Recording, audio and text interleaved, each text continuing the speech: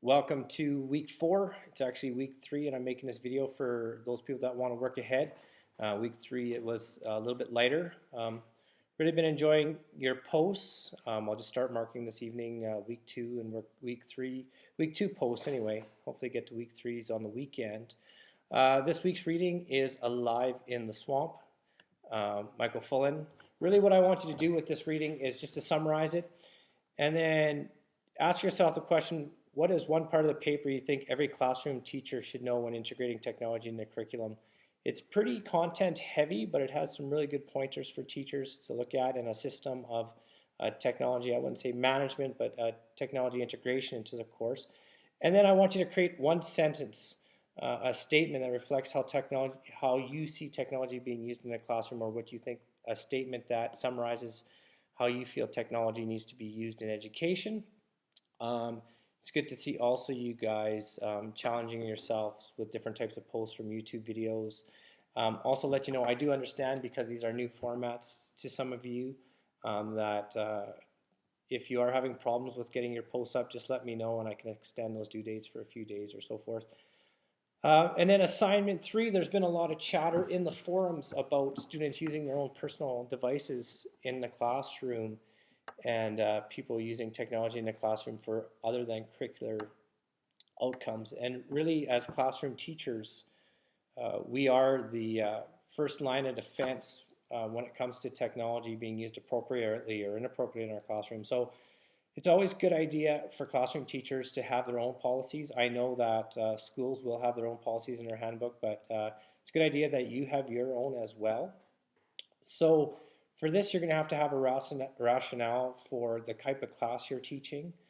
Try to keep it above grade 4 or 5. I find that, the grade 1s and 2s, they don't have a lot of technology, personal devices, even though they are bringing those into the classroom.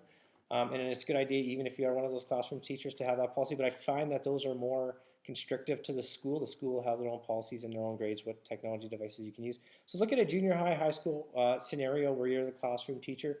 I know the debate came up at one of our recent meetings with some of our tech people. How is the new smartwatch is going to look like in the classroom? Are we going to be able to know that a kid has a smartwatch on, other devices? And just creating a policy that really allows for students to use technology in a classroom is a difficult thing. So your policy should be short, precise, to the point, easy to follow, and that doesn't restrict the use of technology in the classroom. Really allows students to create in the classroom as well, especially with schools with BYOD. So again, you can just post those up in writing up on your blog site or a link somewhere. And then when you start teaching, it's a good idea to have those.